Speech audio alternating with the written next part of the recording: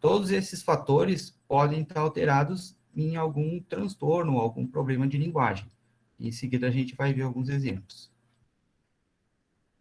Isso aqui são conceitos mais fonológicos, mas eu me atrevi um pouco a falar disso. Peço desculpa para as fonos que estão nos assistindo aí, né, que eu sei que tem gente que é expert nisso, mas é que para a gente entender um pouco melhor, eu achei melhor citar, pelo menos, né, a base desses conceitos. Então, a fonética se relaciona aos sons propriamente ditos das palavras, ou enfim, das letras, né, que são pronunciadas. Já a fonologia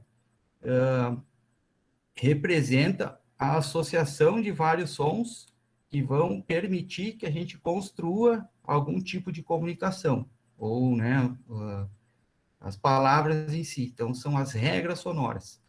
E é importante lembrar que, na fonologia, um som só, isoladamente, pode fazer uma grande diferença.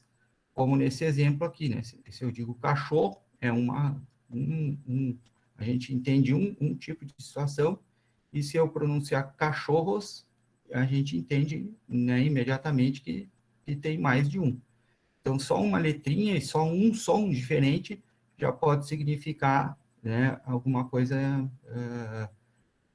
diferente do que a gente estava falando antes. E falando em significado, entra o conceito de semântica, né, que traduz, enfim, o que as palavras significam.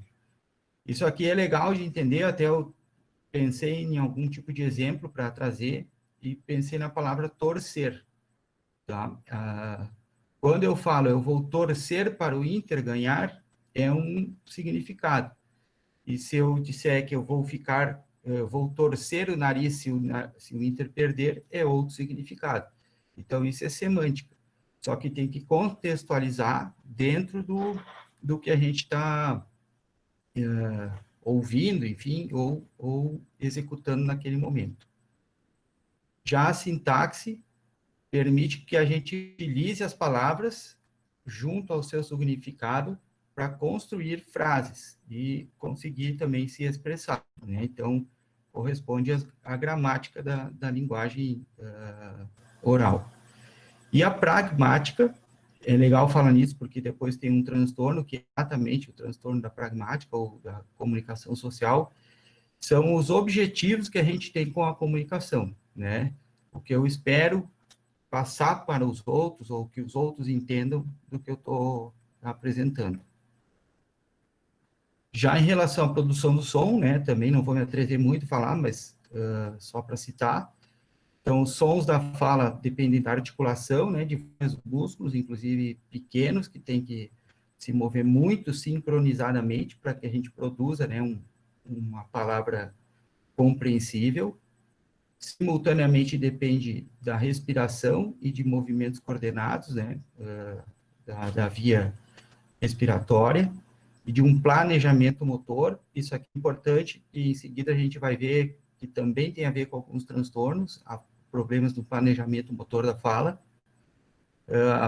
o tom de voz ou a ressonância, então, que são produzidos, né, dependendo da estrutura da via aérea, e a fluência, né, que inclui a continuidade, a suavidade, a velocidade e o esforço que a gente tem que fazer para falar.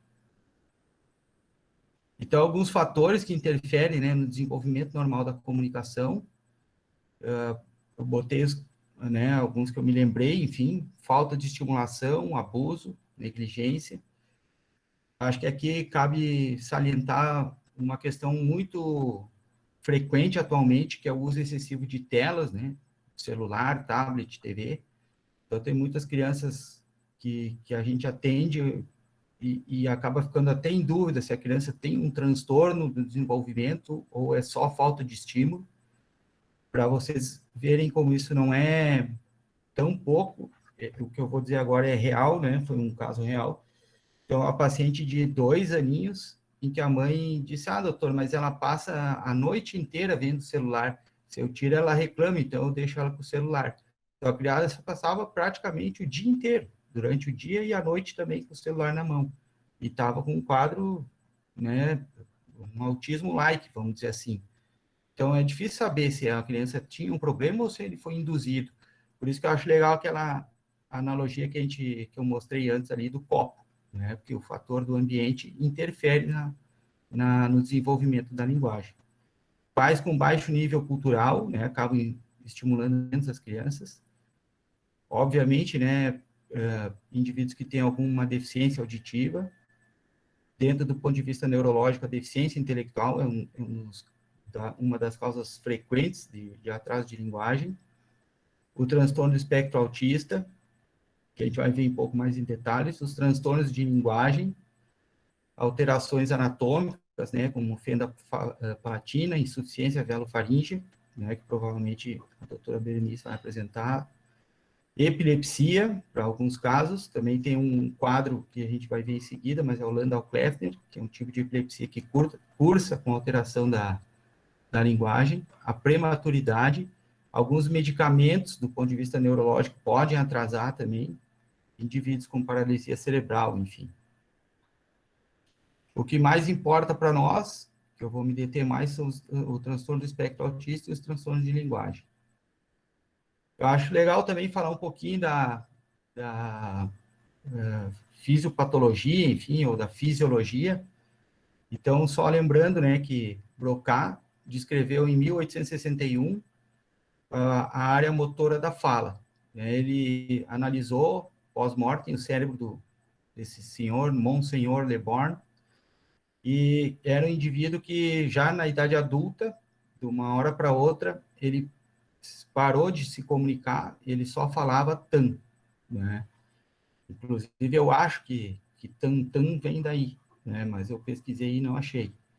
Tá?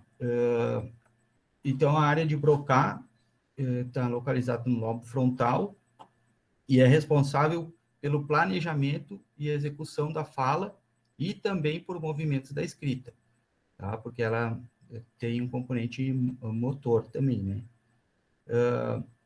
Ela é responsável pela linguagem e pelos componentes sintático-articulatórios da linguagem, né? Então, que vão dar significado e auxiliar na movimentação da musculatura.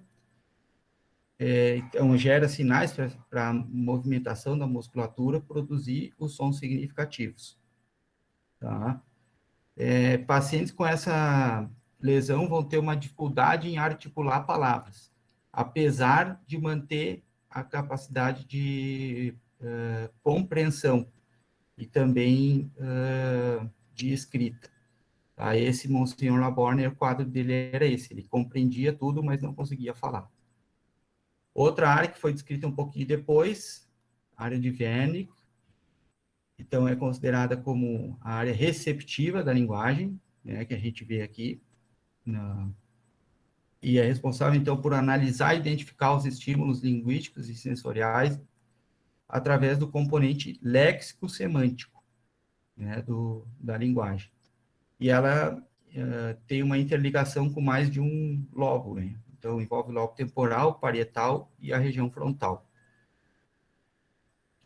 O fascículo arqueado, que é essa área aqui onde conecta a área de Wernicke com a área de Broca, e lesões nessa área,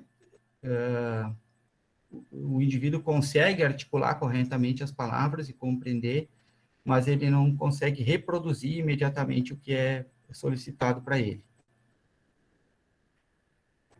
Esse aqui é um artigo, não é tão recente, mas eu achei bem legal, né, que fala de uma área cerebral que tem sempre a gente vê falar, que é a área de Dronker. Também está localizada no frontal, né, e corresponde provavelmente, né, a verdadeira localização da função que Broca descreveu para o giro frontal anterior. Tá? Então, aqui seria a área de Broca, nesse círculo maior, e a área de Dronker, nesse círculo menor. Então, as lesões da área de Dronker estão relacionadas muito provavelmente com o quadro de dispraxia ou apraxia da fala, né, que vai haver um prejuízo na programação da musculatura da fala para a produção de sons na ordem correta e no timing correto, né? Então, o indivíduo não vai articular bem as palavras. E, geralmente, as crianças com problemas nessa função da área de Dronker têm uma percepção boa da linguagem, né? Eles podem reconhecer e perceber os sons, mas eles cometem erros articulatórios e também acabam se dando conta disso. O processo semântico da linguagem, ele é distribuído em várias áreas cerebrais. Eu acho legal falar nisso também, porque para a gente entender que a informação tem que viajar muito dentro do cérebro para a gente conseguir realmente ter uma linguagem boa. Tá? Então, é bem complexo. E crianças que têm alguma dificuldade, aproveitar e já comentar isso, não é porque elas não querem aprender ou têm preguiça, como, né, a gente escuta muito frequentemente. Se ela não está conseguindo, é porque tem alguma coisa interferindo. E tendo ideia, né, falando de linguagem, de que é muito complexo toda essa rede neural que envolve a linguagem, eu acho que a gente fica um pouco mais crítico ou começa a entender melhor as crianças que têm alguma dificuldade, né? Esse aqui é um outro artigo, daí de 2016, que descreve as redes neurais da linguagem. As redes neurais mais comuns são as que a gente geralmente conhece, né, a via dorsal e a via ventral, mas nesse artigo eles falam bastante, né, ou lembram, enfim, que tem uma outra via que chama trato frontal profundo, ou trato frontal oblíquo, né, que é uma conexão entre a área motora suplementar e a área de Broca, e vai fazer com que também tenha uma importância na condução e no início da fala. Então, esse aqui é uma figura, enfim, desse artigo, né, mostrando a via dorsal que tem a ver com o processamento fonológico. Tá? Então, a gente vê que depende aqui do fascículo longitudinal superior e do fascículo arqueado, basicamente, né, onde a gente vai ter o processamento fonológico. Depois a via ventral, né, e ela está relacionada ao processamento semântico. E o que eles frisam é que é uma rede também interlóbulos, né? Então, a gente vai ter lobo temporal, lobo frontal e lobo occipital envolvido nessa via, né? Então, são várias conexões mesmo, né? E a terceira via, vamos dizer assim, né, descrita por esse grupo aí, é a via do direcionamento da fala, né? Que está localizada, então, dentro do lobo frontal, e é denominada trato frontal oblíquo. Tem a ver, então, com o início da fala e a espontaneidade da fala. Então, vocês veem que lugar para ter problema, para a gente ter algum transtorno de linguagem, não falta, né? Porque é bem distribuído em várias áreas cerebrais. Isso aqui, né, eu chamei, então, de trânsito da linguagem, muito resumidamente, né, mas, em geral, então, a informação aferente, né, chega pela área de Wernicke e se transfere para o lobo frontal, onde eu vou fazer aquelas associações com informações prévias que eu tenho, vai depender também, como a gente falou antes, do afeto que eu tenho pelaquela informação ou não, e se eu vou decidir, né, o que eu vou fazer com aquela informação, se eu vou transformar ela em alguma linguagem que eu vou expressar, ou vai se perder, né? Não vou deixar nenhum rastro bioquímico, enfim, para arquivar aquela informação. Então, do lobo frontal vem para a área de Broca, e se eu somente pensar, né, ela volta para a Wernicke, que vai interpretar o que eu estou pensando, junto com o lobo frontal, ou eu vou direcionar, né, informações para o tronco cerebral que vão para as cordas vocais e para a musculatura orofacial para fazer com que eu consiga produzir o som adequado. Esse artigo eu achei legal também, as bases neurológicas da linguagem, mostrando, dentro do que eu tinha dito antes, que as memórias que a gente tem, ou o afeto, ou o conhecimento prévio sobre o assunto que está se apresentando para a gente, vai definir se isso aí vai ter alguma chance maior ou não de ser arquivado. Então, as memórias declarativas ou não declarativas, né, também interferem no aprendizado da linguagem. Memória declarativa é aquela que é evocada por palavras, quer dizer, que eu tenho que explicar oralmente o que é. Então, a data de aniversário, não tem como eu explicar a data de aniversário sem falar, né? Ou qual é o nome da capital do Rio Grande do Sul? É um só, eu tenho que dizer, tá? Então, isso chama memória explícita ou declarativa.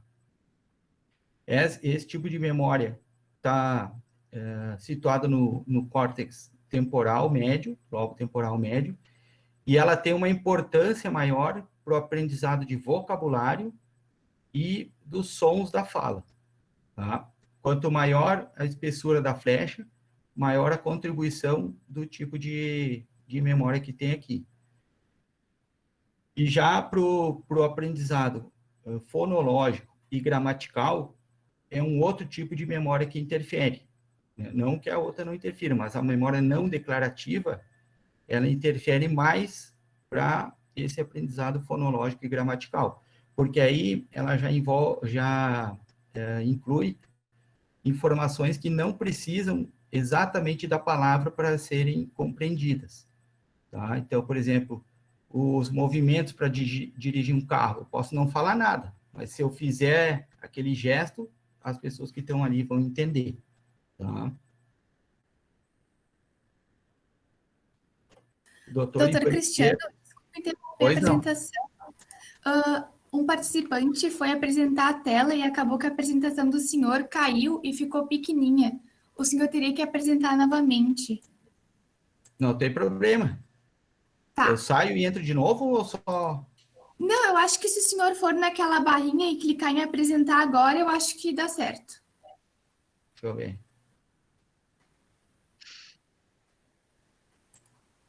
Na real... Acho que vai dar. Vai.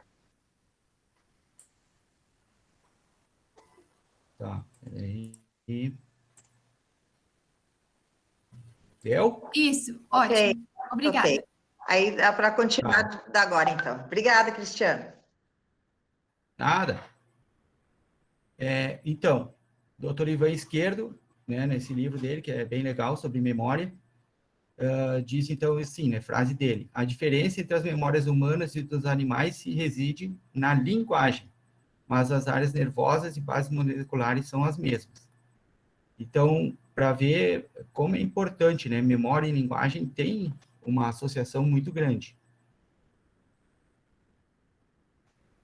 Uma outra informação que eu acho legal, que nem sempre a gente lembra, é que o cerebelo é um órgão muito conhecido pela habilidade dele de controlar a motricidade, né? Tem a ver com equilíbrio, coordenação motora, enfim. Sem dúvida está certo, mas não é só isso, né? A gente vê aqui, por esse slide, que o componente motor do cerebelo, ele está mais nas áreas anteriores, mas ele não é tão grande quanto as funções afetivas, desculpa, que estão localizadas no verme cerebelar, e as questões cognitivas, que também estão nos hemisférios, mas numa proporção maior do que o controle motor. Então, tem um tipo de problema que a gente chama de síndrome cerebelo-cognitivo-afetiva, ou como está nesse artigo aqui, eles nominaram um pouquinho diferente, síndrome cognitiva afetiva cerebelar congênita. Tá? Então, cerebelo e a linguagem também são muito íntimos. Se a gente lembrar do slide anterior que eu mostrei ali, tem vias que vão lá no córtex occipital, e vão para o frontal, e vão para o temporal, sabe? E se cruzam. Tá? Então, malformações cerebelares congênitas, elas acabam trazendo algum prejuízo em várias habilidades do nosso desenvolvimento, incluindo áreas, habilidades motoras, cognitivas, afetivas, né, e de relacionamento e as linguísticas. Então, a descrição dos casos desse autor falam que a genesia cerebelar do verme, a genesia do verme cerebelar, se ela for total ou quase total, o indivíduo não tem linguagem presente, né? Já se for uma hipoplasia, ele pode ter algum grau de linguagem, mas vai ter distúrbios sociais e afetivos. E as malformações cerebelares que são restritas aos hemisférios cerebelares, elas poupam as habilidades sociais e afetivas, mas vão impactar mais gravemente a aquisição das habilidades cognitivas de linguagem. Então, para lembrar, sabe, o cerebelo, ele é muito importante, e às vezes a gente não pensa muito nele, sabe? A maioria dos slides agora que eu vou apresentar, eles são baseados no DSM-5, tá? Então, que foi a referência que eu usei mais para falar sobre os transtornos. Então, lá no DSM-5, né, cita que a comunicação inclui todo o comportamento verbal e não verbal, intencional ou não, que influencia o comportamento, as ideias ou as atitudes de outro indivíduo. Isso eu acho legal falar, porque nos transtornos que a gente vai ver, tem alguns deles que o problema é justamente não querer provocar nenhuma reação no outro, é ignorar o outro. Tá? Então, a comunicação ela vai se estabelecer quando a gente estiver trocando algum tipo de informação com outra pessoa.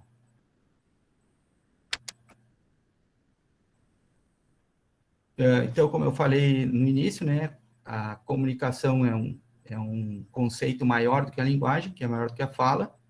A fala em si é a produção expressiva de sons, inclui a articulação, a fluência, a voz e a qualidade de ressonância do indivíduo. Já a linguagem, que é uma questão muito mais ampla, né? Então, inclui a forma, a função e o uso de um sistema de símbolos, né? Palavras faladas, pode incluir palavras faladas, linguagem de sinais, a escrita ou figuras, né? Hoje, no WhatsApp, a gente usa muito isso, né? De se comunicar através de figuras. Não vou entrar em detalhes aqui nas etapas do desenvolvimento da linguagem, mas eu achei aqui um quadrinho, né, que é mnemônico, enfim, mas é relativamente fácil da gente lembrar. Então, a criança com meio ano de idade, ela vai falar, entre aspas, meias palavras, né, vai balbuciar. Não fala nenhuma palavra em si, mas balbucia. Com 1 ano, ela tem que falar uma palavra e entender um comando de um comando. E vai apontar para as coisas. Com 1 ano e meio, ela vai ficar entre formar sentenças e falar palavras. Então, ela fala mais palavras, mas ainda não forma frases propriamente ditas. E já tem uma comunicação não verbal bem estabelecida. Aos 2 anos, a criança fala sentenças de 2 palavras, entende comandos simultâneos, 2 comandos simultâneos, tem que ter um vocabulário de aproximadamente 200 palavras, e metade do que ela diz tem que ser entendido por pessoas que não são da família. Aos 3 anos, então fala sentenças com 3 a 5 palavras, entende 3 comandos simultaneamente, já tem 3/4 da fala compreensível, e já sabe, enfim, primeiro nome, idade e sexo.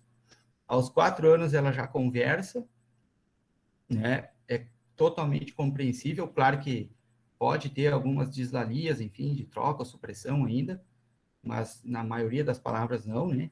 E aí ela já usa pronomes, preposições, enfim, né? E aos 5 anos a criança consegue contar coisas que ela presenciou, que ela viu, que ela aprendeu, e se interessa, enfim, né, por letras, números, formas, e sabe informações do dia a dia dela. Então, falando especificamente dos transtornos da comunicação, que é assim que o DSM-5 apresenta, né? tem o transtorno da linguagem, o transtorno da fala, o transtorno da fluência com o início da infância, o transtorno da comunicação social e outros transtornos da comunicação especificada e não especificada. Em relação ao transtorno de linguagem, que no dia a dia a gente chama de transtorno específico de linguagem. Então, é uma situação em que a criança tem dificuldades na aquisição e no uso da linguagem em diversas modalidades, né? Tanto na fala, quanto na escrita, ou na comunicação por sinais, devido a déficits na compreensão ou na produção.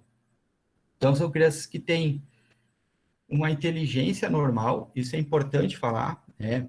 Dentro dos critérios está lá, ó, não pode ser explicado por deficiência intelectual, tá? Então, se o indivíduo tem deficiência intelectual, o diagnóstico dele, em princípio, é deficiência intelectual. Mas se a gente percebe que a criança tem uma cognição boa, uma interação social boa, e tem um atraso importante na linguagem, uma das possibilidades é o transtorno específico de linguagem. Tá? Esses déficits linguísticos são evidentes tanto na fala, quanto na escrita ou nos sinais. Isso aqui eu acho é uma coisa básica, mas né, como o público aqui é variado, eu achei legal botar que quando a gente fala em linguagem, também tem que lembrar que existe a linguagem expressiva, que é falar, né? Ou se comunicar por gestos, enfim, e a capacidade de receber ou de compreender a informação, então a linguagem compreensiva. Então, isso é importante, porque tem crianças, às vezes, que têm uma compreensão boa, mas uma expressão com dificuldade. Então, os principais sintomas, né, do transtorno específico de linguagem são um vocabulário reduzido, com dificuldades de gramática. Em geral, as primeiras palavras e expressões das crianças surgem com um atraso de mais de 1 ano de idade, né? Quer dizer, se a gente começa a falar com 1 ano, que é o que a gente viu ali no slide anterior, nesse caso, as primeiras palavras seriam só com 2 anos. Então, tem um vocabulário menor e menos variado do que o esperado. Ela usa frases mais curtas e menos complexas, com erros gramaticais, especialmente quando se refere a situações do passado.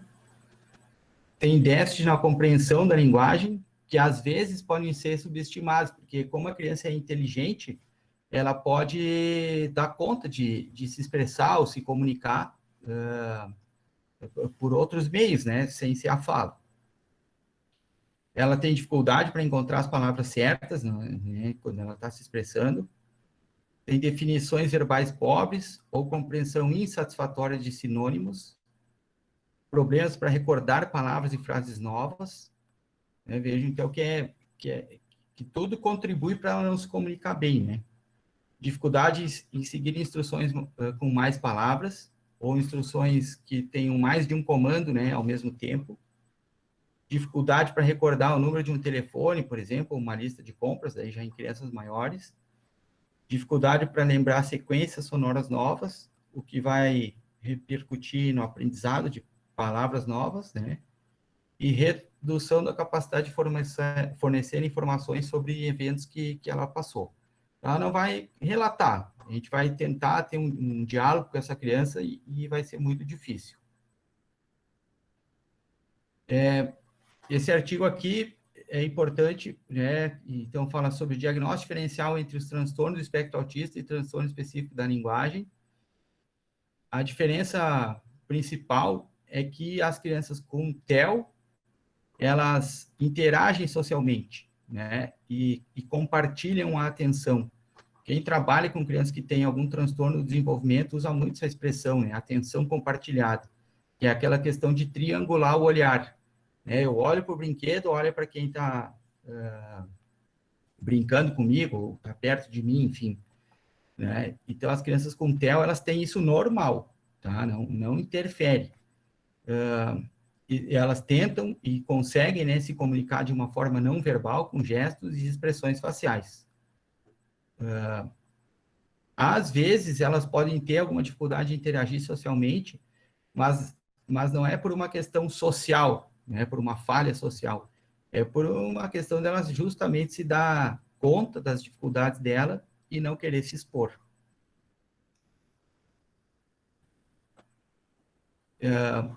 Aqui tem um outro artigo, né, comentando sobre falhas nas representações semânticas e na organização cognitiva, né?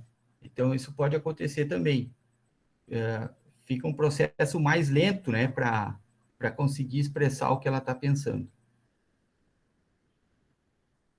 Ainda, então, falando do TEL, né, a criança pode parecer tímida, como a gente falou antes, mas por se dar conta do problema dela. Isso aqui eu acho legal também.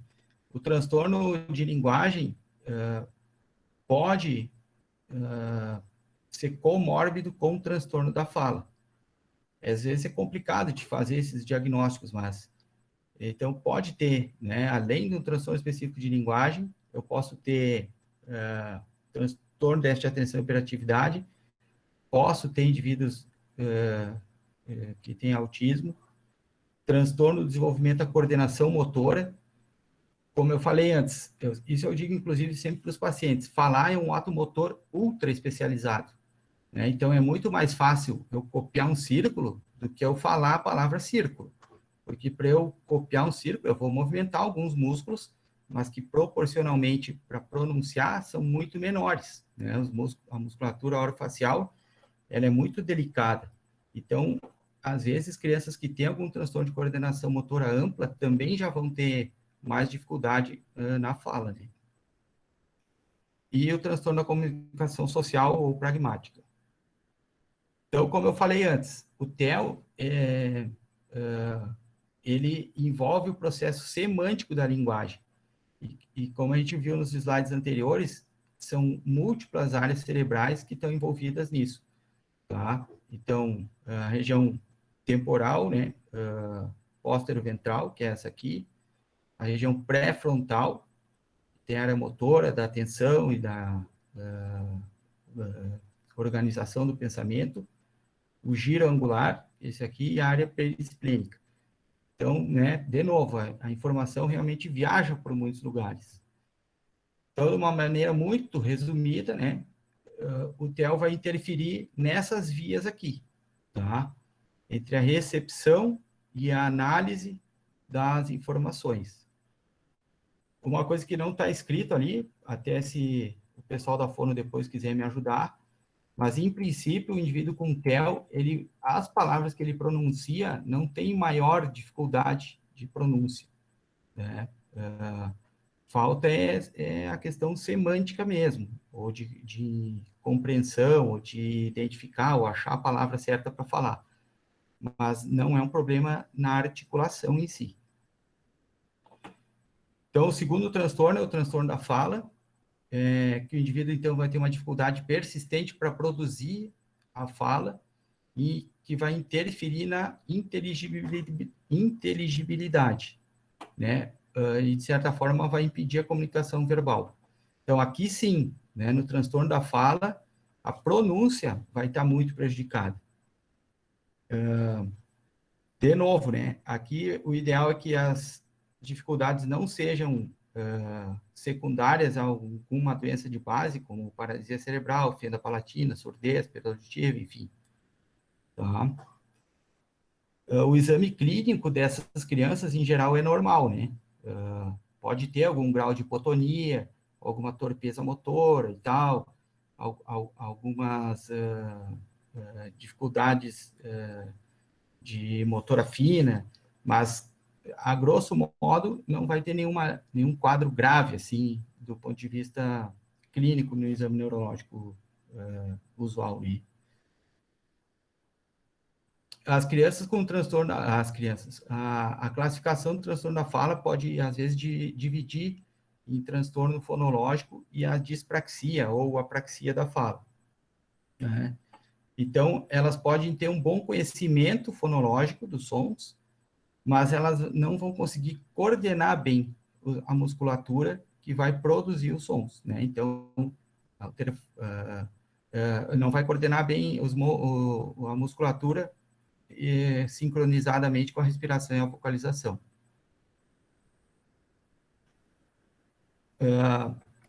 As dificuldades, Alguns pacientes com transtorno da fala podem ter também dificuldade de mastigação, manutenção do fechamento da boca e o ato de assoar o nariz. Isso aqui também está no DSM, tá?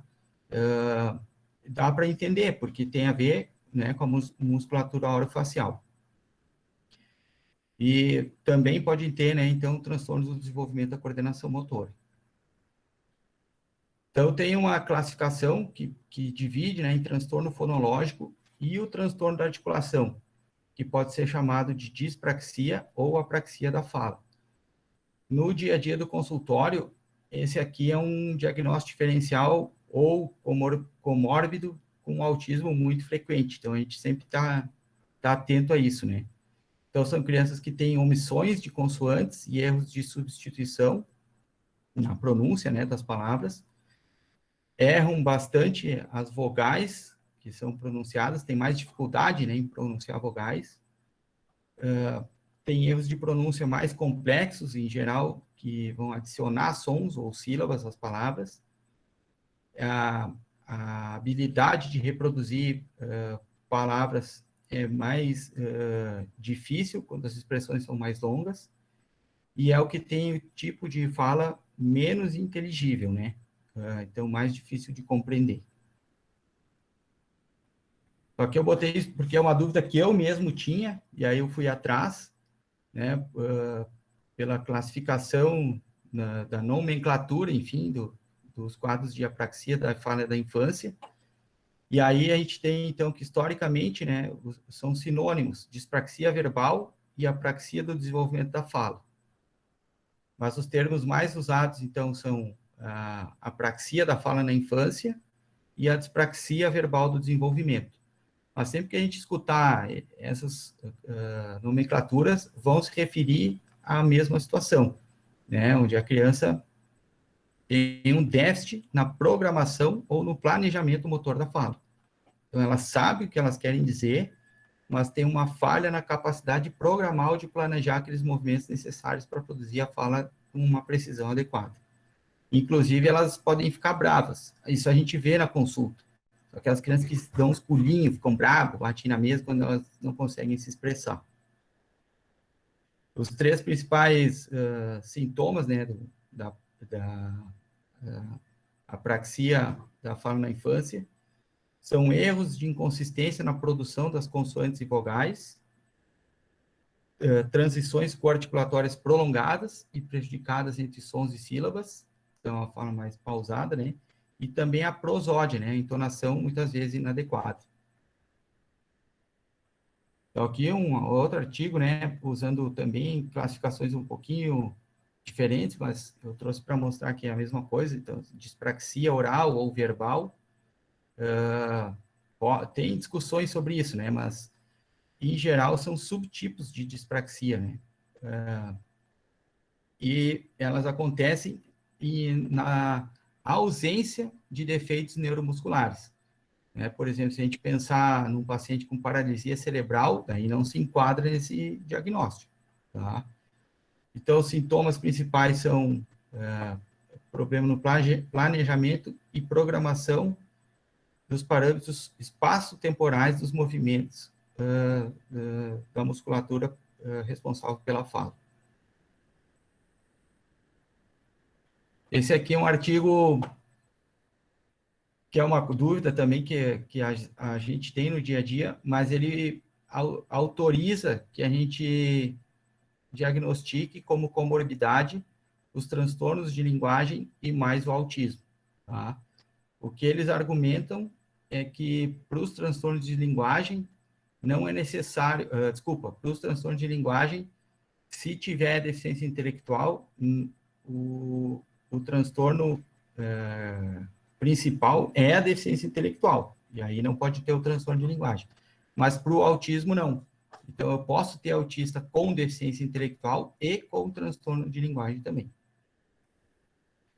E aí, tentando, né, simplificar e resumir isso tudo que a gente estava falando, então, a apraxia interferiria, né, ou seria secundária a alguma alteração nessa via que vai da área de Dronker ou de Broca para o tronco cerebral, tá? Então, envolveria o controle motor da musculatura relacionada à fala. O diagnóstico diferencial, enfim, né, podem ter variações normais da fala, dependendo do tipo de estímulo que a criança tem. Obviamente, né, as deficiências auditivas ou sensoriais, problemas estruturais, né, como fenda palatina, por exemplo, a disartria, que é uma dificuldade articulatória, mas em função de problemas motores de origem central, né, como uma lesão na paralisia cerebral, e o mutismo seletivo, que aí é secundário a questões emocionais, né. Em relação ao transtorno da fluência com início na infância, gagueira, eu não vou me deter, só citei aqui, né, porque fazia parte ali dos diagnósticos elencados pelo DSM-5, mas eu acho que é relativamente fácil, né, de saber se o indivíduo tem gagueira ou não.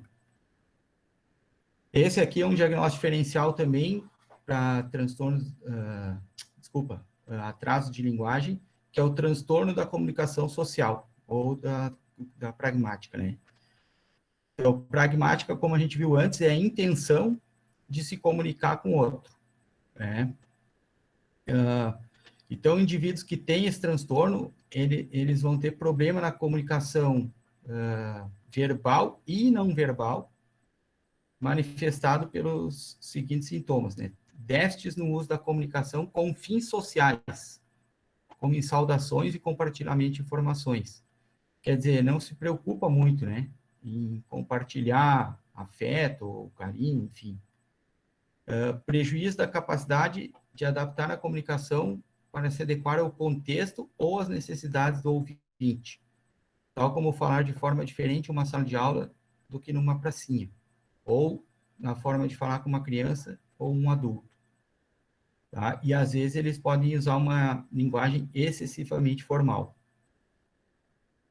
Outra coisa é que, e geralmente, esse diagnóstico, a gente vai pensar nele numa idade um pouquinho mais tarde, tá? Depois dos 4, 5, 6 anos. Antes disso, é muito complexo, é muito complicado pensar nisso, porque a criança ainda não tem uma demanda social, um problema, uma exigência em relação à linguagem social, né? É importante diferenciar do transtorno do espectro autista, né? Então, o principal fator que diferencia é justamente a capacidade de interagir com os outros. Mesmo que ele não se comunique bem, algum grau de interação ele vai procurar ter, né? E não vai ter interesses restritos como no autismo, tá?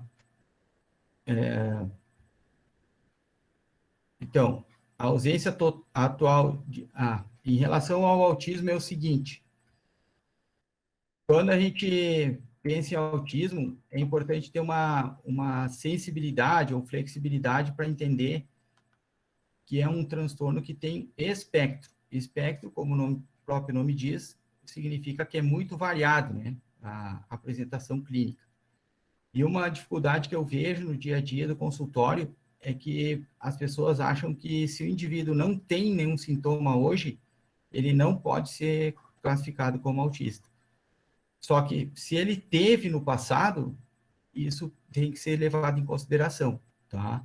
Então, o autismo, né, pelo DSM, fala isso, né? Os déficits na comunicação social e na interação podem ter ocorrido previamente ou estar ocorrendo nesse momento.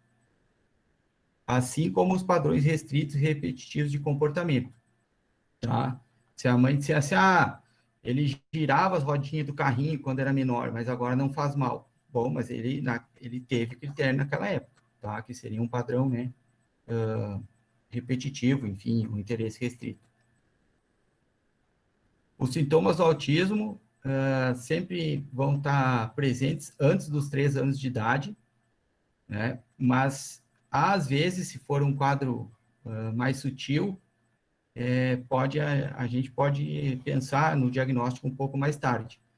Mas, em geral, antes dos 3 anos, a gente consegue pensar nisso. Tá? Eu não entrei muito em detalhes no quadro clínico do autismo, mas, basicamente, são indivíduos que têm uma tendência a ter um mundinho muito deles, né? E que podem cursar com atraso de linguagem, às vezes bem grave, outras muito sutil, ou nem ter atraso grave nenhum de linguagem, mas o que chama atenção é uma falha social, né? É uma dificuldade de se pôr no lugar do outro, né? De compartilhar atenção, de brincar, de imaginar, de fazer de conta, enfim. Né? Quando a gente pensa em autismo, é importante tentar, pelo menos, né, classificar se esse indivíduo tem algum comprometimento intelectual, né, ou não, se a inteligência dele é normal ou não. E se ele tem comprometimento da linguagem, né, que pode ser indivíduos não verbais, ou que falam palavras isoladas somente, ou frases telegráficas, ou ainda indivíduos que têm uma linguagem melhor desenvolvida, né, com frases completas e até fala fluente. É importante especificar se existe alguma condição médica ou genética associada ao quadro do autismo, e também é muito comum que tenham comorbidades, né? Entre as mais comuns são o TDAH, transtorno da coordenação motora, ansiedade, depressão, transtorno alimentar. O termo espectro, do DSM-4 para o DSM-5, englobou vários outros diagnósticos que eram classificados separadamente. Então, atualmente, todos esses aqui são considerados dentro do transtorno do espectro autista. Tá? Os déficits verbais e não verbais na comunicação social podem ter manifestações variadas dependendo da idade.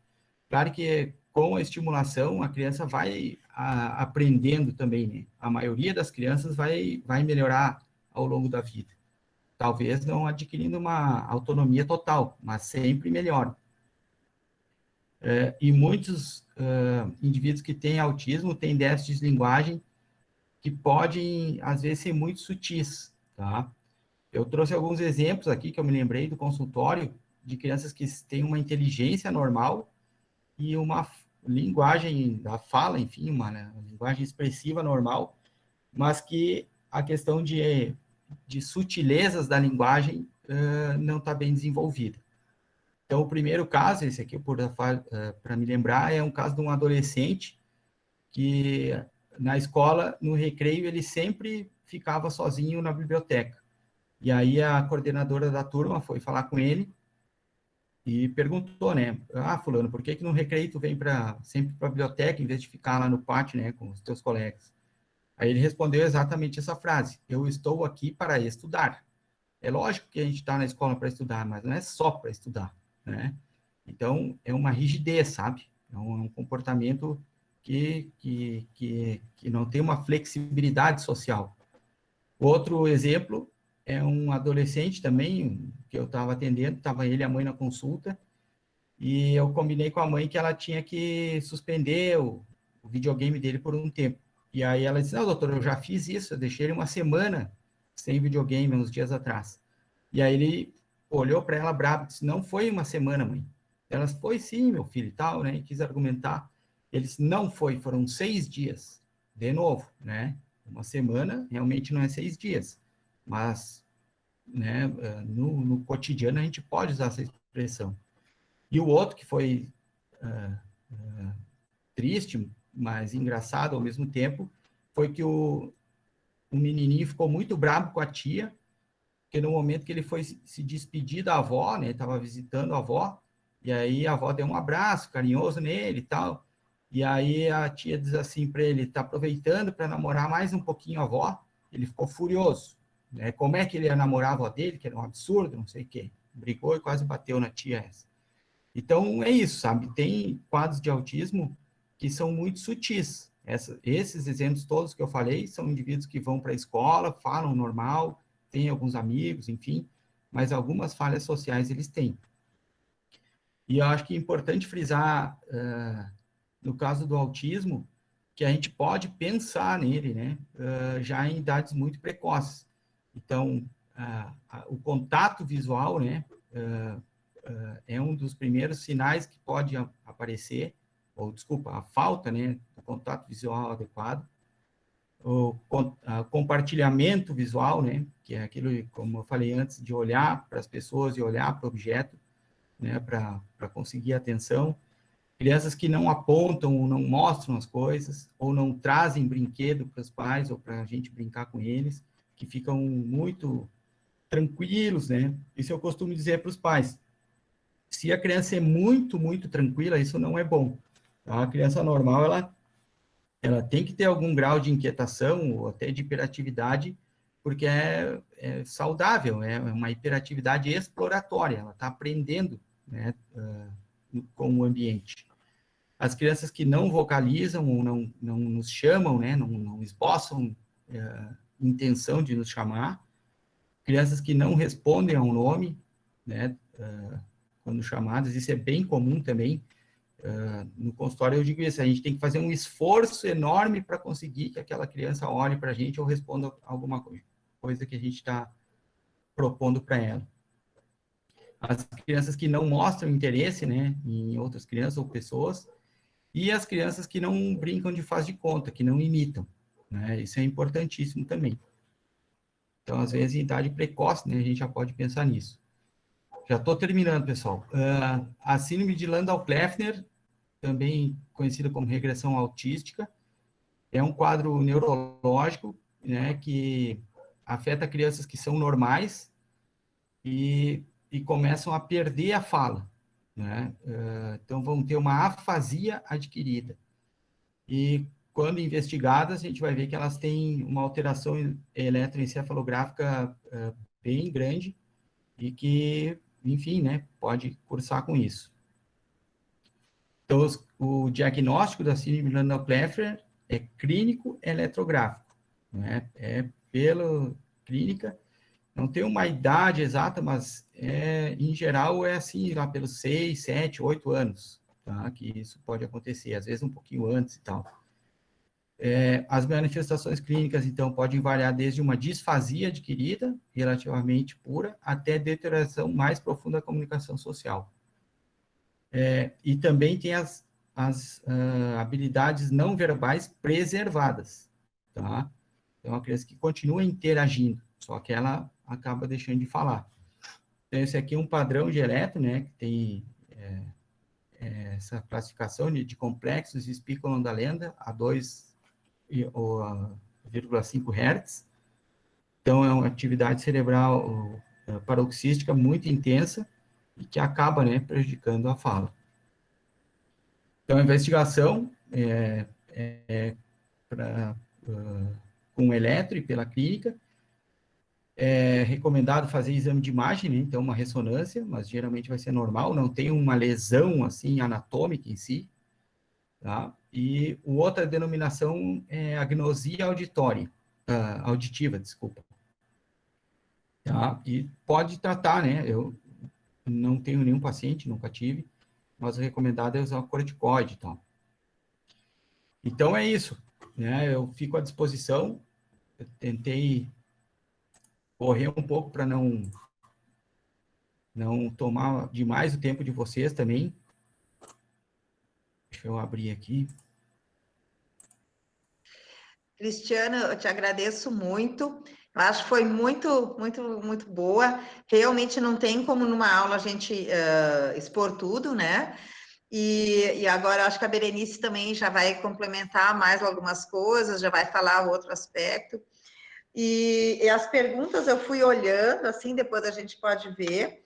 A maioria é justamente ver, assim, o tratamento, né, para algumas alterações, então, que depois a gente pode ver, depois da explanação da Berenice, né, e no mais é muitos elogios, viu? O pessoal gostou bastante da tua apresentação. Feliz.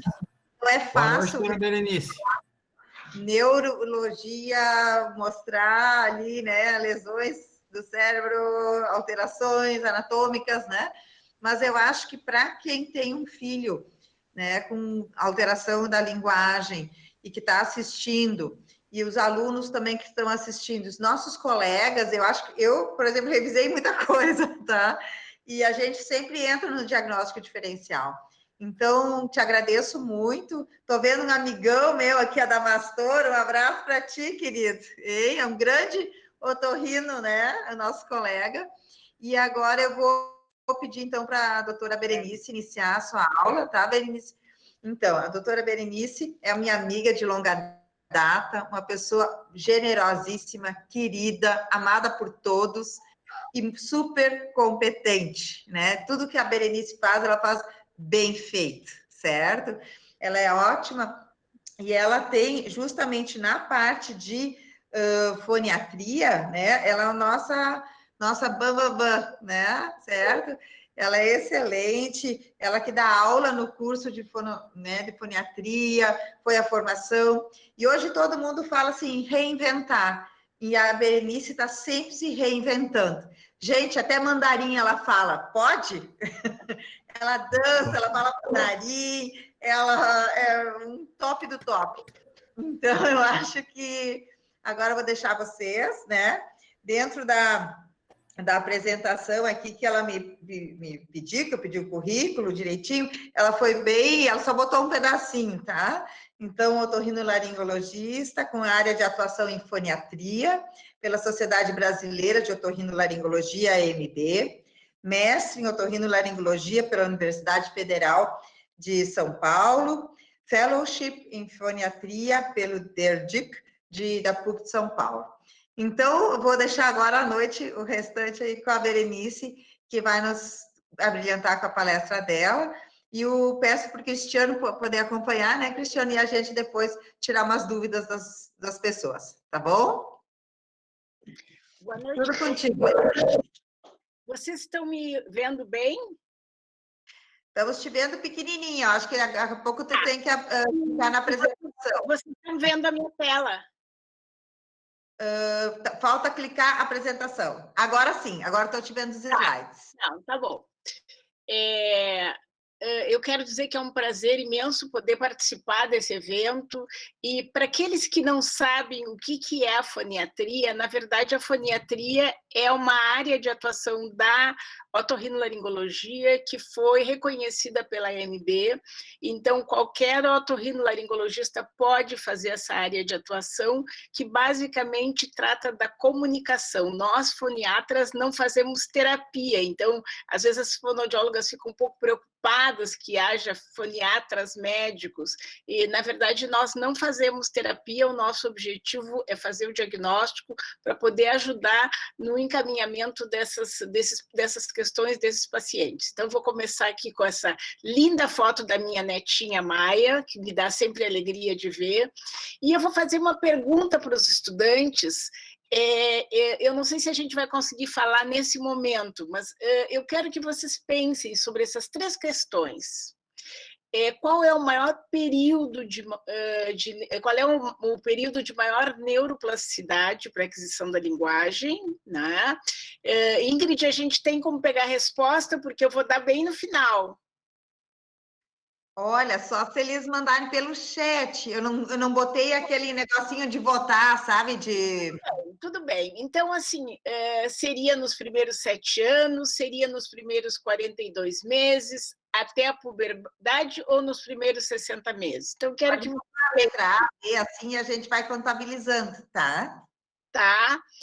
A segunda pergunta é: até os 3 anos de idade, ao apresentar um episódio de infecção de via aérea superior, um resfriado, qual é a possibilidade de uma criança apresentar otite média? 10% dos casos, 100% dos casos, 60% das crianças, 30% das crianças. Isto é super importante, porque a principal causa de perda auditiva transitória na criança é a otite média. Então, eu quero que vocês saibam essa resposta também. E a terceira qual é a prevalência atual do transtorno do espectro autista? Vocês sabem que está aumentando, então, claro que o doutor Ricardo já falou bastante coisa, mas a gente vai acabar dando um outro enfoque, embora seja algumas coisas repetidas, eu acho que para o pessoal que está estudando vai ser boa a repetição. Então, os pacientes nos procuram dizendo: o meu filho não fala, ou as mães nos procuram, não é? As mães não dizem, o meu filho está com atraso de linguagem. Eu gostei, porque o doutor Ricardo já explicou bem para vocês a diferença entre comunicação, fala e linguagem. E os pacientes, quando eles vão no otorrino, a ideia que eles têm ou que a criança esteja com um problema de audição ou que ele tenha algum problema nos órgãos fonoarticulatórios. As fonoaudiólogas sabem bem como é que funciona a coisa. A mãe acha que elas vão fazer uma mágica, fazer uns exercícios, e em 2 semanas as crianças estão falando. E, na verdade, o que a gente sabe da fala, e vocês mais ainda, porque o doutor Ricardo já falou bastante, muitas outras áreas estão envolvidas, e que nós sabemos também que nós ouvimos com as orelhas, mas nós escutamos com o cérebro, e o cérebro é super importante. Então, vou recapitular rapidamente. Eu ouço uma informação, essa informação cruza no tronco encefálico e vai para o lado oposto, para o córtex auditivo. Essa informação vai direto para a área de Broca, que é responsável pela linguagem expressiva, e eu preciso da cognição para eu decidir qual é a resposta que eu tenho que dar, e, finalmente, novamente para a área de Broca, para o córtex motor, que então vai regular esses órgãos fonoarticulatórios. Essa explicação eu sempre dou para as mães, porque, como o doutor Ricardo falou, falar não é fácil, precisa de muita coisa, não é? E a gente sabe que o período crítico para o desenvolvimento da linguagem são os primeiros 7 anos, mais ou menos isso. E isso é super importante, porque eu sei que tem pediatras na plateia, tem pais com filhos na plateia, então a gente tem que saber que a gente tem um período que é muito importante. O que a gente sabe da linguagem no primeiro ano de vida? Ela já começa desde o primeiro momento em que a criança olha para a mãe e sorri, ou responde um balbucio, ela está se comunicando, é uma forma de linguagem, mas a linguagem oral vai se estabelecer mais ao longo entre o primeiro e o segundo ano de vida. E existe um período que que ocorre uma maior neuroplasticidade, é chamado de período sensível, e corresponde aos 3 primeiros anos e meio. E eu vou repetir novamente, né? Então, 12 meses, manda beijinho, dá tchau, tchau. E hoje todo mundo está muito preocupado com o autismo, e é importante perguntar para as mães que vêm com as crianças com essa preocupação se no primeiro aniversário ele já mandava beijinho, se ele batia palma, para a gente ter uma ideia de como é que estava a comunicação dessa criança. Com 18 meses, algumas poucas crianças ainda não falam, mas elas já sabem mostrar as partes do corpo, a cabeça, a barriga, porque a mãe vai ensinando.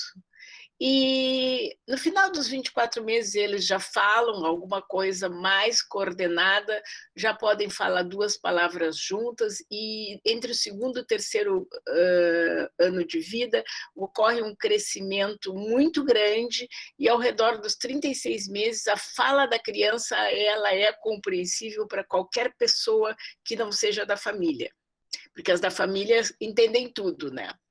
Uma coisa que é super importante que vocês saibam é que o limiar auditivo das crianças tem que ser muito bom.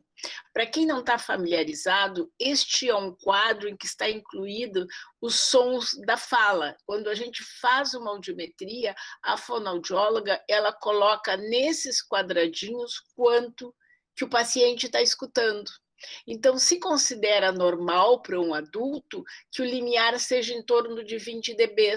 Para a criança não é assim, porque se eu não ouço bem em 15, talvez eu não consiga fazer uma diferença entre o F e o V. E isto, nesta faixa etária, é super importante. Então, uma coisa que é muito, muito, muito importante, se a criança vem com história de atraso de linguagem, atraso de fala, a avaliação auditiva deve ser feita sempre, mesmo que ela tenha passado no teste da orelhinha. Porque se essa criança, eventualmente, a mãe apresentou citomegalovírus durante a gestação, ou ela tem uma surdez genética, ela pode passar no teste da orelhinha e ela vir a perder, diminuir essa acuidade auditiva, e no momento em que ela chega no consultório, ela pode não estar com essa acuidade auditiva normal. Então, sempre tem que ser feita o teste da orelhinha. E eu coloquei aqui, ó, também ver a pressão da orelha média, para quem não sabe fazer uma boa otoscopia, ou se não encaminhar para um otorrino para olhar. As autoemissões acústicas são o próprio teste da orelhinha.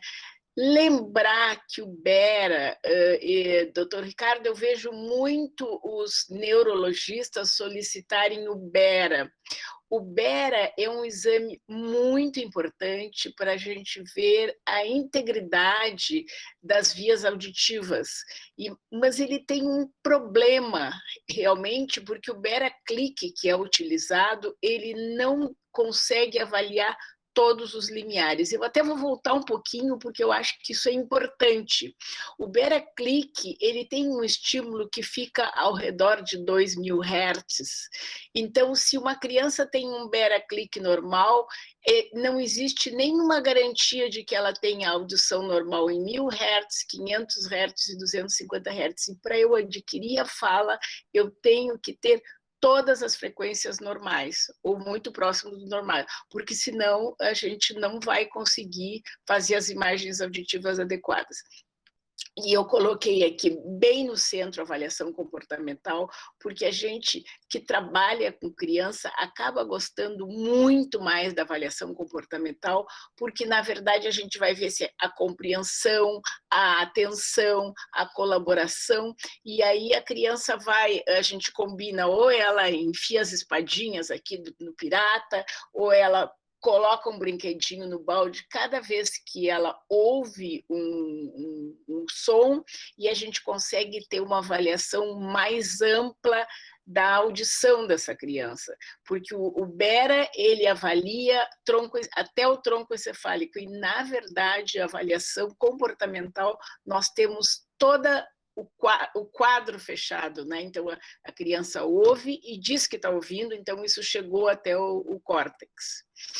Então, numa situação normal, isso aqui é um meato acústico externo, o som entra pelo meato acústico externo, ele faz vibrar a membrana timpânica, essa membrana timpânica faz vibrar os ossículos, e para que essa transmissão, na verdade aqui esse nível ocorre uma amplificação do som, é preciso que essa cavidade esteja cheia de ar.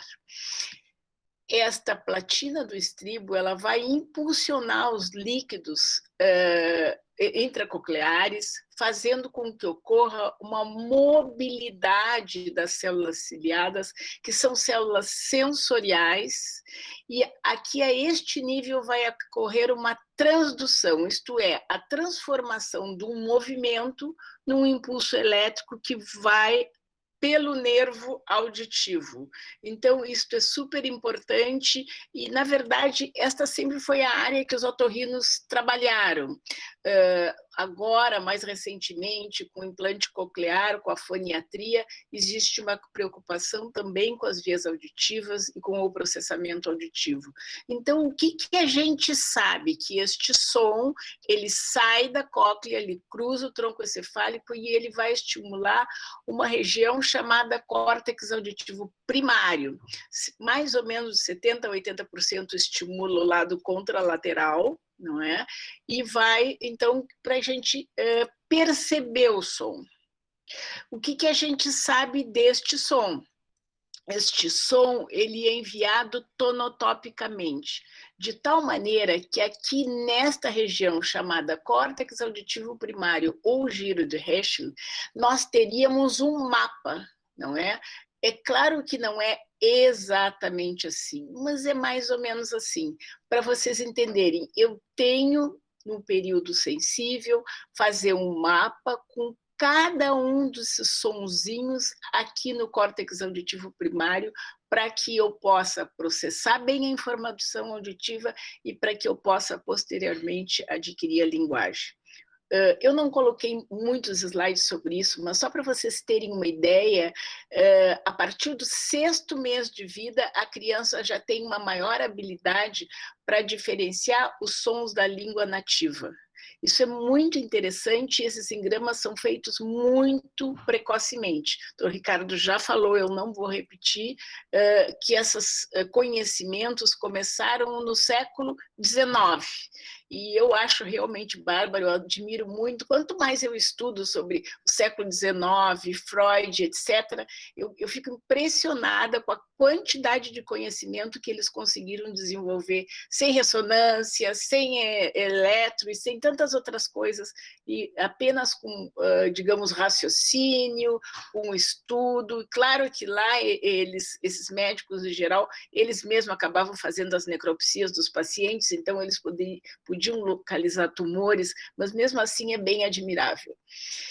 Então, este quadro eu fiz uma vez e eu utilizo sempre, e ele é um quadro muito simplificado, mas assim, quando vem uma criança com atraso de linguagem, a gente começa a ter algumas ideias, não é?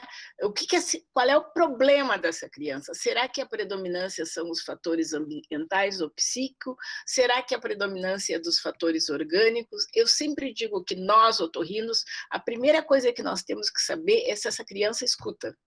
A gente sabe que a incidência de crianças, de recém-nascidos com deficiência auditiva neurosensorial na literatura é 1 para 1000. Parece que esta não é a prevalência no Brasil, porque o sistema de saúde auditiva conseguiu identificar mais precocemente os nossos deficientes auditivos e parece que é um pouco menor. No entanto, continua sendo muito importante, né?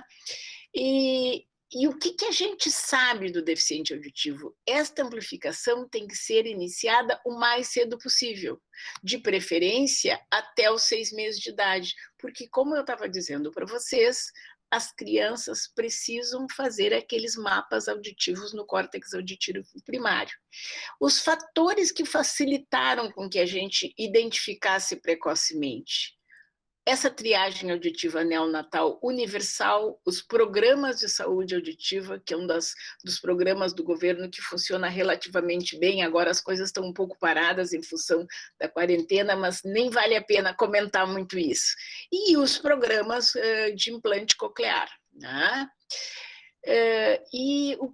Como eu estava comentando, quanto mais cedo, melhor, porque quando a criança nasce, ela é capaz de discriminar cerca dos 800 fonemas de todas as línguas. Quer dizer, a criança é capaz de falar qualquer língua. Ela precisa aprender a discriminar os fonemas da sua língua nativa. E o que faz isso é a experiência linguística, é a interação com os cuidadores, com os familiares. Inclusive, existem vários estudos que quando mais e melhor a criança presta mais atenção para os fonemas da língua nativa e passa a desconsiderar os não nativos, maior a possibilidade dela vir a desenvolver uma boa fala, uma boa linguagem. Então, esta experiência linguística, aos poucos, vai alterando essa percepção fonética, ao ponto de que uma criança japonesa de 6 meses, ela não sabe a diferença entre o lá e o lá, porque no japonês não tem o lá. Né? Então, só para vocês terem uma ideia. E a partir dos estudos atuais, isso aí ficou muito, muito mais, digamos, definido depois das cirurgias de implante coclear, porque, na verdade, a gente precisa saber, vale a pena botar um implante coclear numa criança depois dos 7 anos de idade? E aí eu vou comentar um pouquinho para vocês algumas coisas. Então, a gente sabe que o período sensível em que a criança aprende mais fala e linguagem e que o sistema auditivo tem maior neuroplasticidade é até os 3 anos e meio de idade.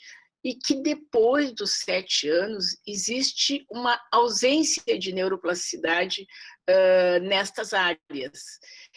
Então, na verdade, se eu estou ouvindo bem e se esse meu som está caminhando pela via certa, eu vou fazer uma organização tonotópica normal no córtex auditivo primário.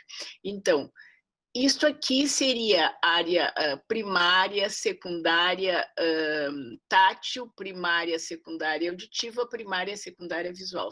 Devo confessar para vocês que eu fiquei horas fazendo esses desenhos, porque eu fiz bolinha por bolinha, porque eu não achava alguma coisa para poder explicar para vocês. O que acontece, por exemplo, se eu implanto uma criança aos 7 anos de idade, ou aos 10 anos de idade? Eu vou conseguir estimular a área primária, mas as áreas secundárias e terciárias, então, já vão estar com o que a gente chama de reorganização cross-modal. E o que significa isso? As áreas auditivas vão estar ocupadas por visual e por proprioceptiva, por sensorial. Então, a criança vai ouvir, mas ela vai ter muito pouca utilidade para a fala, porque a percepção da fala ocorre na área secundária, não é? Então, isso faz com que os nossos programas públicos de implante, até quanto eu sei, não sei se modificou, mas as crianças depois dos 7 anos, elas não são implantadas, a não ser que elas estejam usando aparelhos auditivos e que tenham tido uma estimulação auditiva prévia.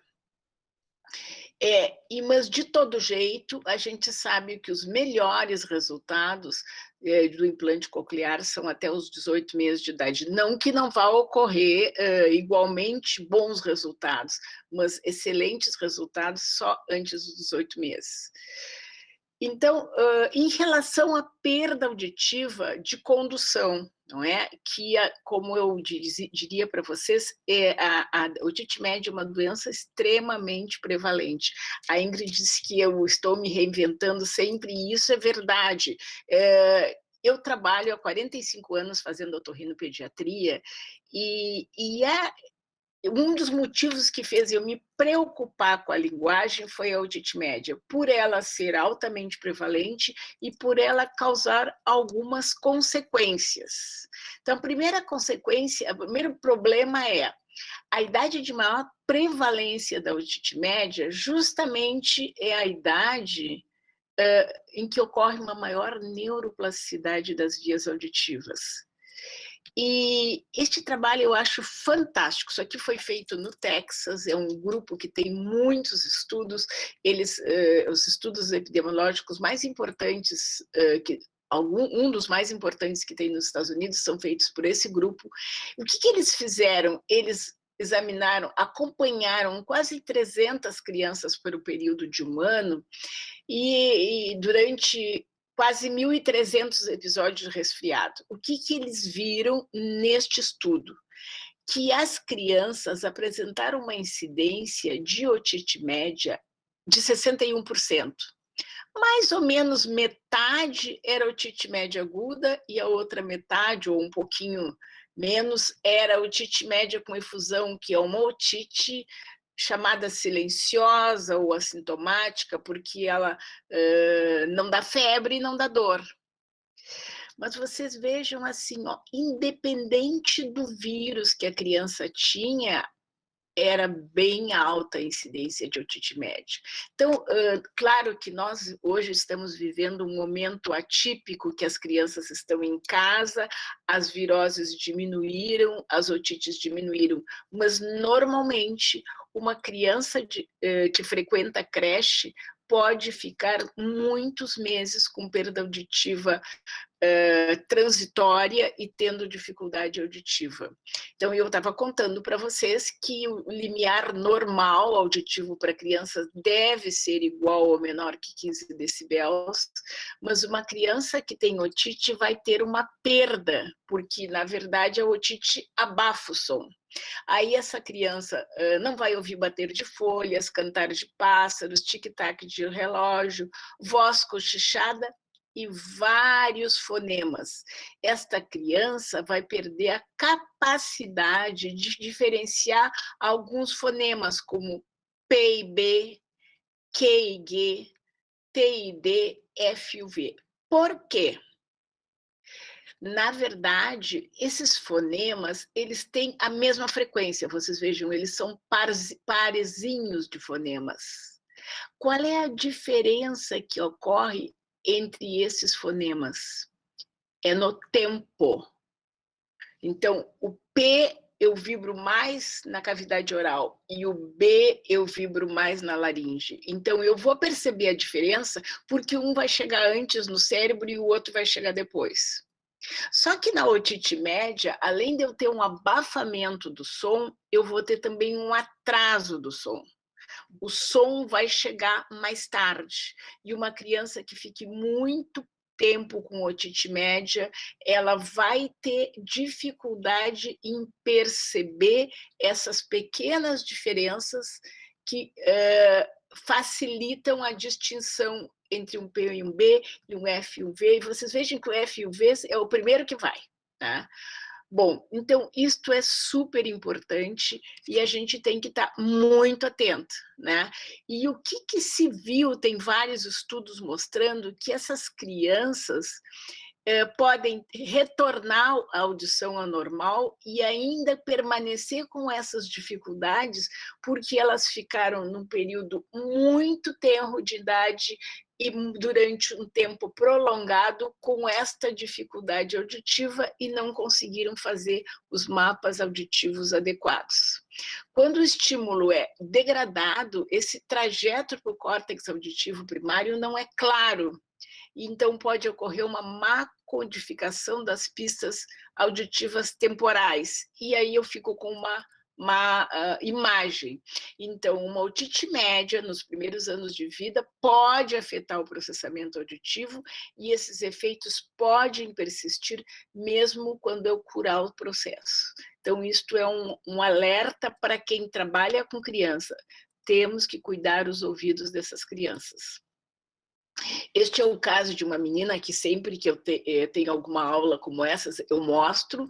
Era uma menina de 9 anos, que já estava na 4ª série do ensino fundamental, e aí, ela escrevendo uma historinha, ela colocou que a menina convitou, trocou o P por D, aliás, o T por D, dormia, em vez de dormia, de novo, noide, em vez de noite, aqui é quando, então ela fez uma troca sistemática de T por D, então este tipo de criança, se tem o limiar auditivo normal, como era o caso dessa menina, nós temos que fazer uma avaliação do processamento e, inclusive, uma terapia específica para que ela consiga fazer esses mapas que ela não conseguiu fazer na idade adequada. Em relação aos problemas familiares, o doutor Ricardo já falou, o importante é a gente saber que a linguagem, ela ocorre através da interação com os familiares. Essa aqui é a minha netinha e o meu marido, eu gosto sempre de botar as fotinhos deles. Existe uma fala chamada manhês ou mamanhês, que a mãe fala mais alto, mais claro, mais devagar e mais cantado. Isto é uma coisa que é instintiva, mas é muito importante. As crianças levam um tempo maior entre ouvir o som e perceber no córtex auditivo primário. O processamento auditivo é mais demorado. As crianças não conseguem eliminar o ruído de fundo. E as crianças, então, precisam que essa fala seja mais cantada para que elas possam acompanhar o que está acontecendo. Então, se a mãe diz, a mamãe vai lavar o cabelo do nenê com shampoo, o que acontece com esse bebê? Ele ouve a palavra shampoo, ele enxerga a palavra shampoo, o frasco do shampoo, ele sente a mãe esfregando o shampoo no cabelo e ele sente o perfume do shampoo. Vocês vejam que tem 4 informações que vão fazer com que essa criança possa gravar esse nome. Não adianta eu chegar para o neném e dizer assim, filho, diz shampoo, shampoo. Não é assim que as crianças aprendem. E é exatamente por isso que não existe a menor chance de uma criança aprender alguma coisa vendo televisão. É necessário haver interação e é necessária uma informação multissensorial. esse trabalho é super interessante, isso é de novo a minha família, meu filho, minha netinha e minha norinha. Então, assim, sobre a importância do conversar, esse trabalho eu acho fantástico. Eles acompanharam crianças até os 3 anos de idade, sem interferir nos hábitos familiares. Eles botavam um fone na roupinha dos nenês e depois pegavam esse microfone, levavam para o laboratório e contavam as palavras.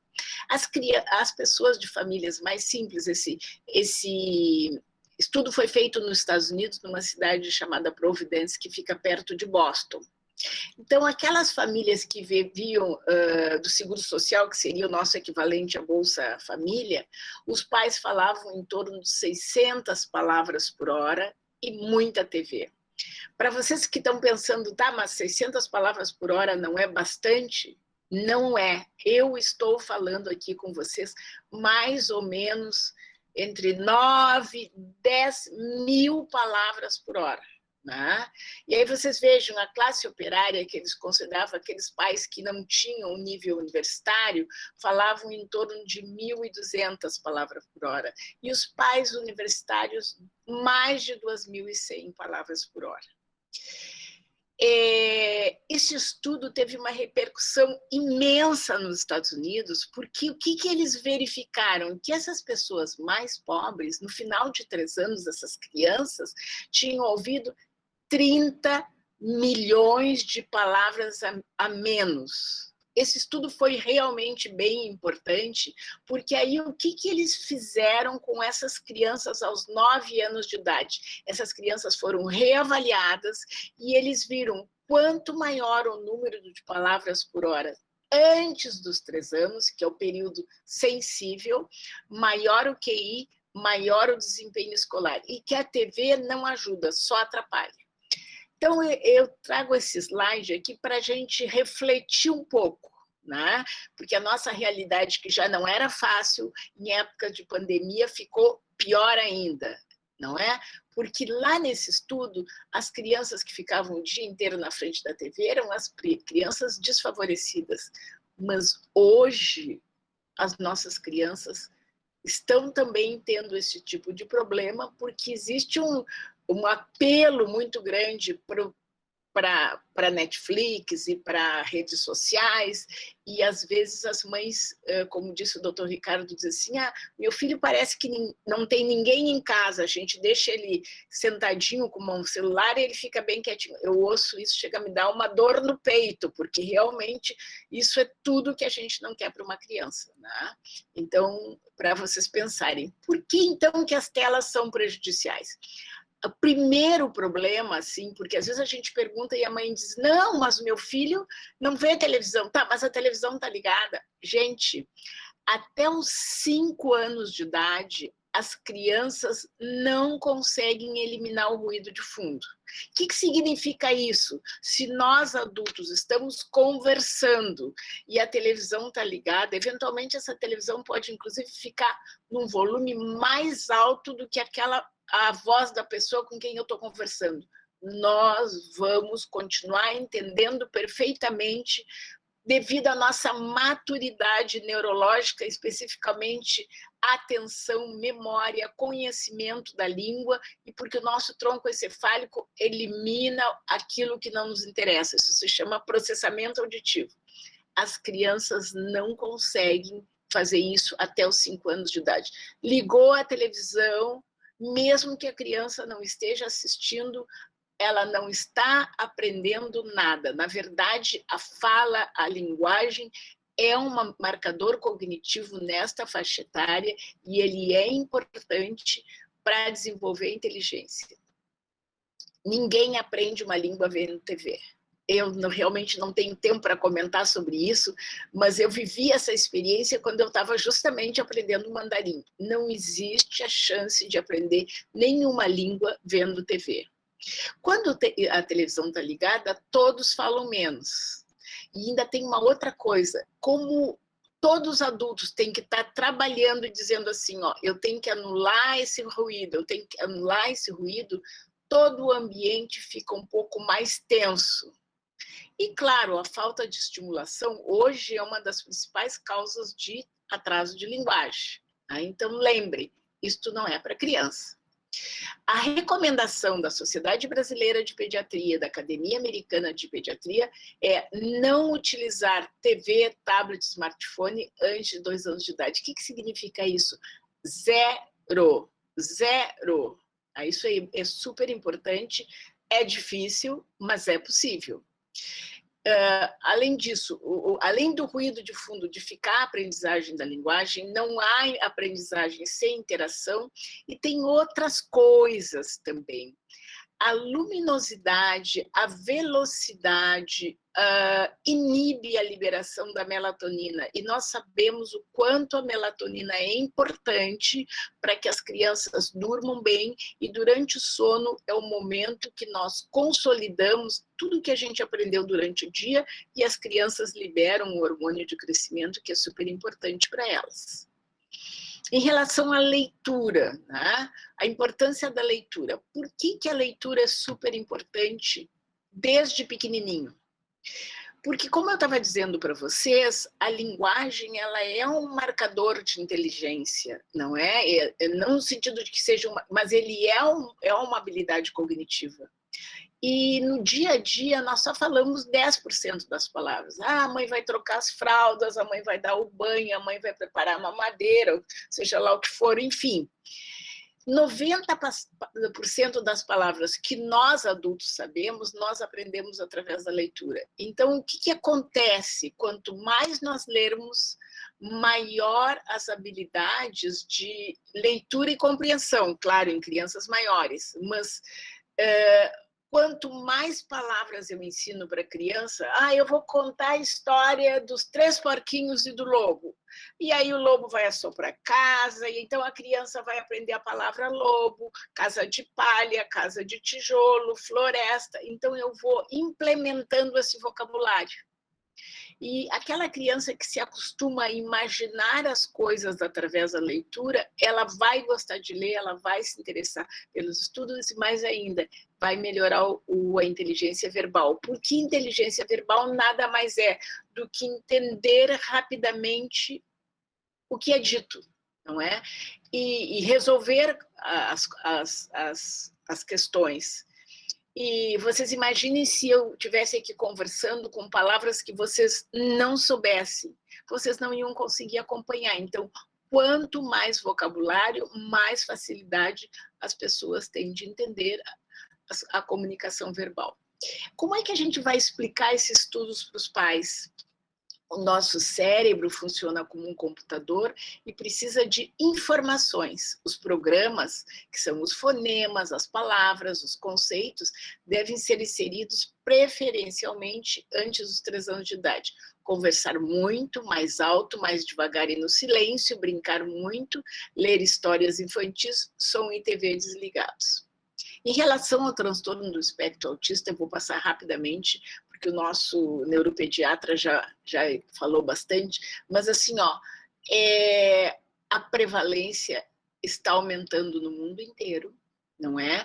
A última publicação, eu revisei ontem, do CDC, que foi publicada em 2016, era 1 para cada 54 crianças de 8 anos, sendo 4,3 vezes mais frequente em meninos do que em meninas.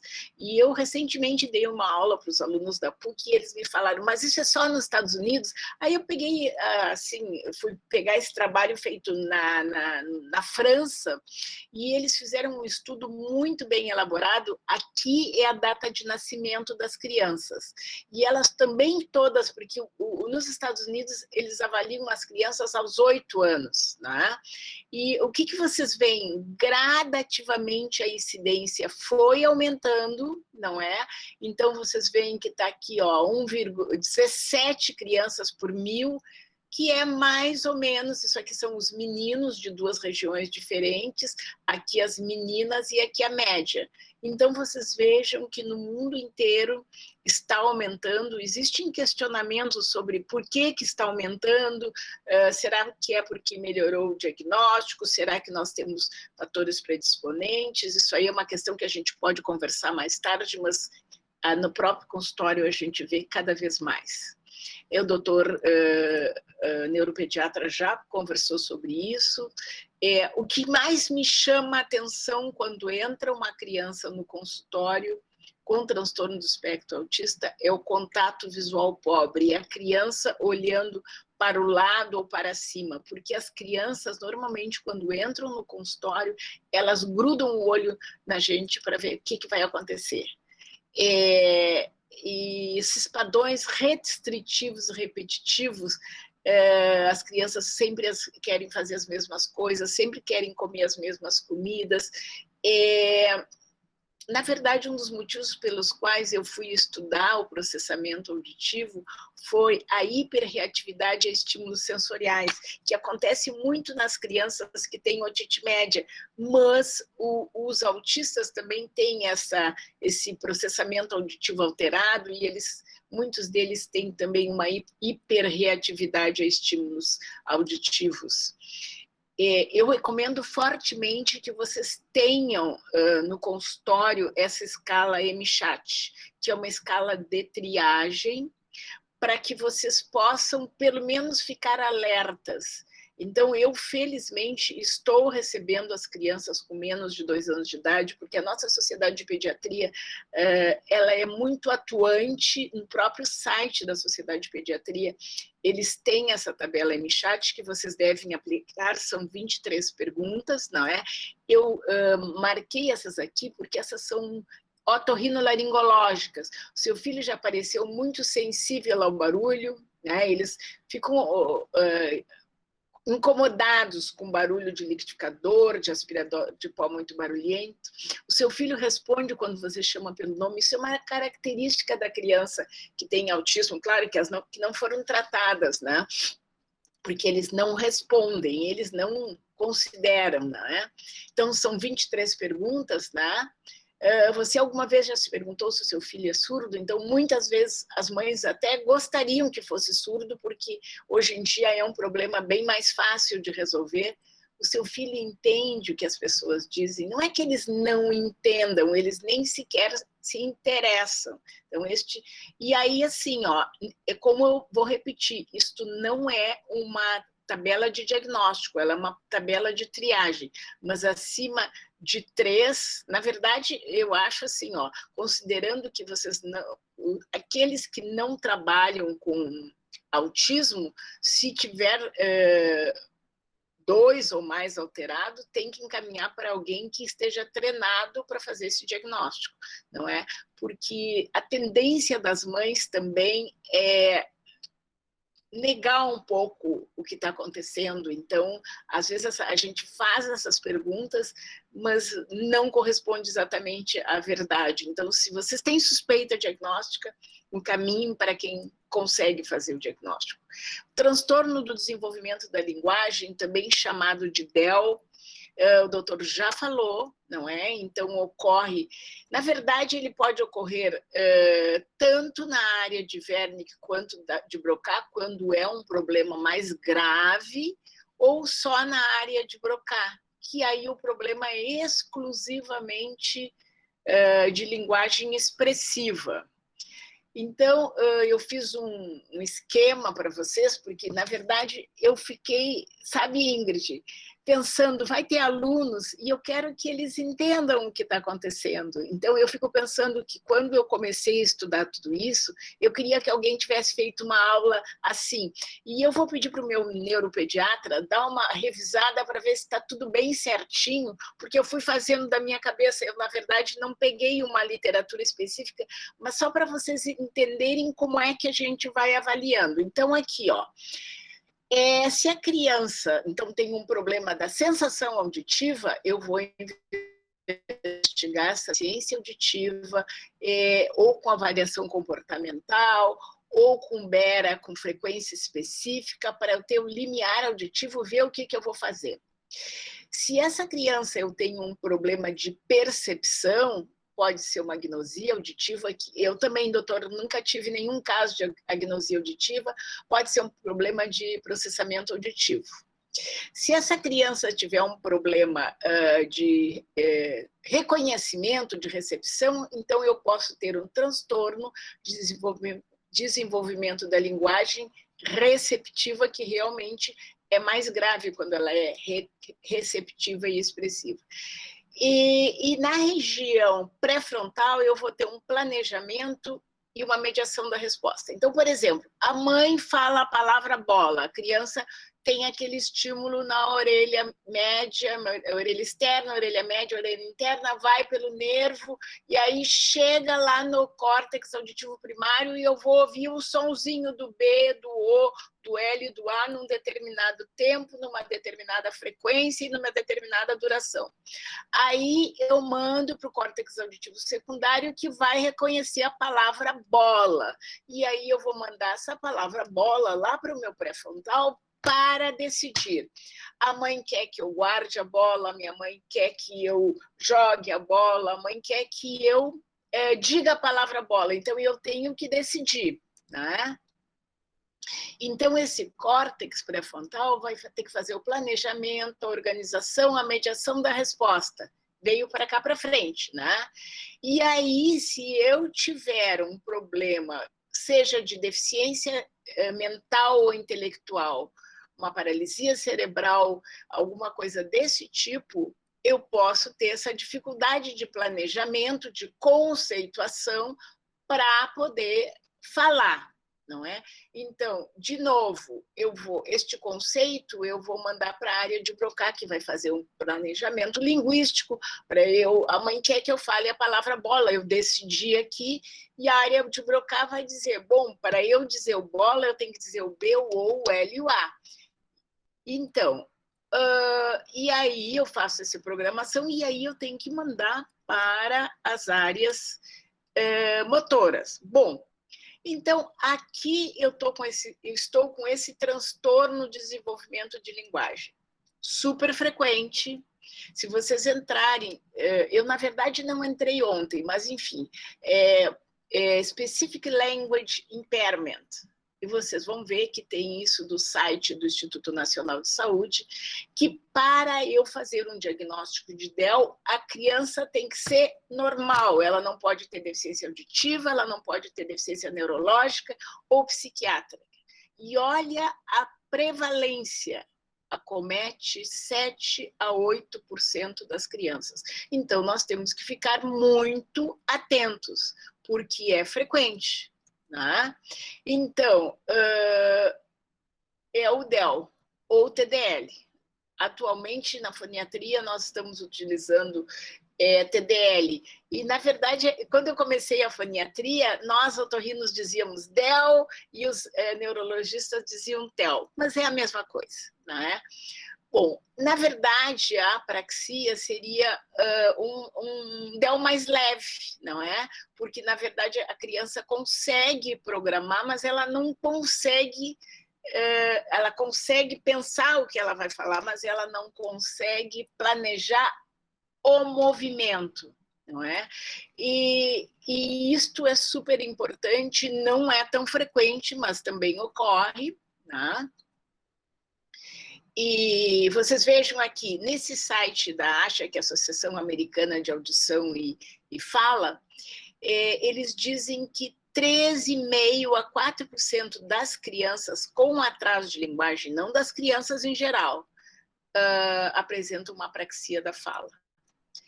E a fala, para ela ser compreendida, ela tem que ser rápida e precisa. E justamente é precisão que as crianças com apraxia não têm. Então, como eu estava falando, eu aqui estou falando ao redor de 10.000 palavras por hora. A criança pode ter movimentos dos órgãos fonoarticulatórios normais e ter dificuldade exclusivamente na fala, não é? Então, é um distúrbio neurológico da produção da fala com imprecisão e inconsistência fonoarticulatória. Nós, quando estamos avaliando essas crianças, a gente pede, por exemplo, para elas dizerem PTQ, PTQ, PTQ, bem rápido, né? Se a criança tem um transtorno fonológico e não diz, por exemplo, o que, ela vai dizer PTP, PTP, PTP, e na verdade, a criança com apraxia, ela é absolutamente assistemática. Ela tem muito esforço para falar, eu listei algumas coisas aqui, mas o palestrante que me precedeu já falou. O que é importante? Essa criança tem uma linguagem compreensível adequada, e ela tem um uso preferencial de sílabas ou vogais para representar palavras, mas ela não tem digamos, um erro sistemático. O erro é assistemático. E em relação à execução motora, eu vou falar um pouquinho de transtorno fonológico e depois eu vou mostrar um caso clínico. O que é importante? Que a gente tenha uma ideia da idade de aquisição dos fonemas, porque muitas vezes, por exemplo, a mãe vem no consultório e diz assim, doutora, ela ainda não está dizendo prato, que é o último que eles adquirem, é o encontro consonantal, e a criança tem 3 anos. Vocês vejam que ela pode dominar o prato, que é o mais difícil de todos, porque tem que vibrar a ponta da língua, o brrr, né? Isso é difícil, então eles aprendem por último. Então tem crianças que com 4 anos não falam, com 4,5, e ainda está dentro do normal. Então a gente tem que ter uma ideia digamos assim, da idade com que vão surgindo esses fonemas. Então o Z é mais fácil dizer do que o G. Então, por exemplo, ou que o Z. Então, às vezes as crianças, em vez de dizer janela, diz zanela. Não é? E isso, às vezes, é só maturacional, ela vai aprender. Ou eu digo para ela dizer gato e ela diz dato. A gente só tem que saber qual é a idade para saber se isso está normal ou se não está. Não é? Então, o transtorno fonológico talvez seja uma das grandes casos que as fonoaudiólogas atendem, e é importante verificar se, às vezes, se a criança que tem transtorno fonológico não tem alteração do processamento auditivo. A gente sabe que uma avaliação formal do processamento auditivo a gente só consegue fazer depois dos 7 anos de idade, mas existem muitos testes, eu não coloquei aqui, que a gente pode fazer antes dos 7 anos para ter uma ideia do grau de dificuldade que a criança tem em processar essas informações. Eu coloquei essa curva aqui porque eu acho essa curva super legal, tá? Chama-se a curva de esquecimento. Então, agora que eu terminei, que o neuropediatra terminou, vocês estão entendendo tudo de fala e linguagem, vocês sabem 100% do assunto. Olha o que vai acontecer daqui a 20 minutos, daqui a 1 hora, daqui a 9 horas. Amanhã alguém vai perguntar, tu assistisse a aula da doutora Berenice? Assisti. Tu gostasse? Achei super legal. O que ela falou? Ela falou sobre fala, sobre linguagem. Vocês já nem vão lembrar, principalmente os alunos, que é a primeira vez, né? Exatamente o que eu falei.